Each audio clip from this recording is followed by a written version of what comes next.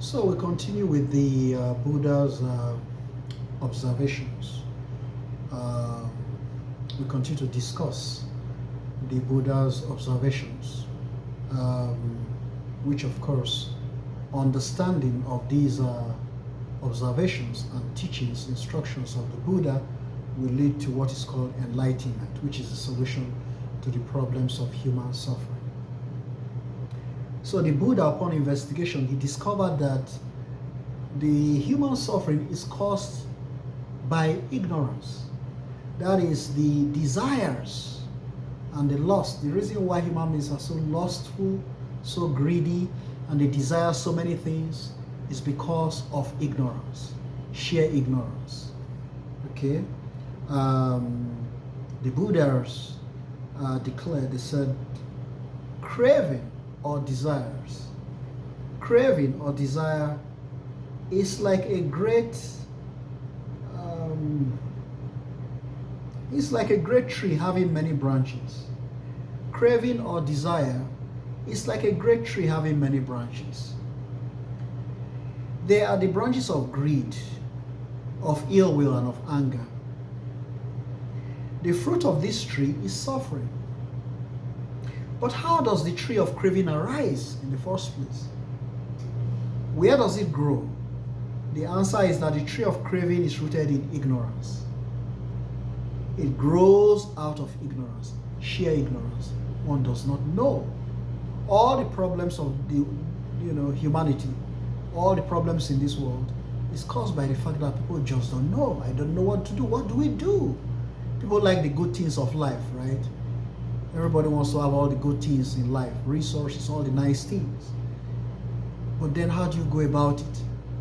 So they have wars, people fighting, they're killing, and all sorts of stuff because they do not understand. They do not understand the Buddha's instructions. Okay? So this is what the Buddha is discussing here. When you have not schooled, you've not studied, you don't understand instructions in wisdom, then you become like those uninstructed people, those ignorant people. Ignorance is the inability to see the truth about things, to see things as they really are. There are many truths about the world which people are ignorant of because of the limitations of their understanding. See, their understanding of what they see is limited. Science has shown, for instance, that there are sounds that people are unable to hear and waves of light that they are unable to see. So even if these sounds are there, you just are not hearing them. Okay? Even if these waves of light are there, you are just not seeing them. So the ears are not able, human ears are not able to detect all the sound that is there. The human eyes are not able to see everything that is there. Okay? So when you apply science and technology, machinery, you are able to perceive these things. People will be totally unaware of radio waves, okay, or ultraviolet light, UV light, okay, the rays, if special instruments had not been developed to enable them to observe these things. So long as people remain ignorant of things about the world in which they live, they suffer from all kinds of misunderstandings and delusions. When people develop their minds and acquire wisdom through study, careful thought and meditation, they will see the truth. They will see things as they really are. They will understand the suffering and the impermanence of life. Impermanence, that's a critical, I want you to highlight that point. Impermanence. The Buddha stresses it again and again and again. The law of cause and effect, and the Four Noble Truths, of course. By overcoming craving and ignorance, they will attain happiness and enlightenment just as the Buddha did about 2,500 years ago. This is important, ignorance. That's why the Buddha teaches concentration and mindfulness. When you are mindful of the Buddha, you're concentrating on the instructions of the Buddha, you begin to make progress in developing towards enlightenment, which is another way of moving away from the problems that intensely plague humanity today. So these are the instructions of Gautama Siddhartha the Buddha in a nutshell. These things have been put in a nutshell by scholars over the millennium, over the thousands and thousands of years.